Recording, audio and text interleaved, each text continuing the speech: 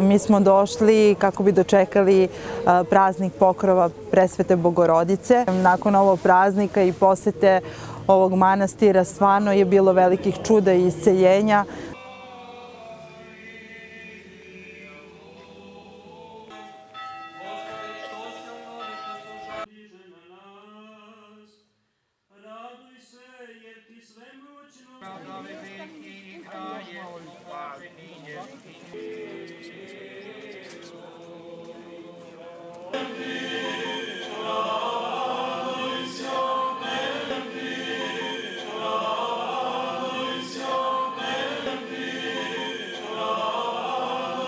Da, smatram da može dolazak ovde da pomogne i sama vera pomaže.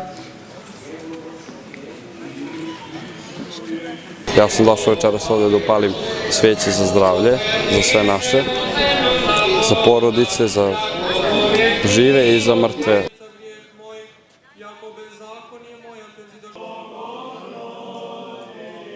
Uvek trebamo da rastemo i da jačimo i da radimo na sebi. To je jako bitno da bismo sva te iskušenja u životu koje nas zadese mogli da preskočimo i sa osmehom, da kažem, da idemo kroz život, pa i takav možda nama ne baš najlepši u ovom momentu da prihvatimo i da se radujemo i tome.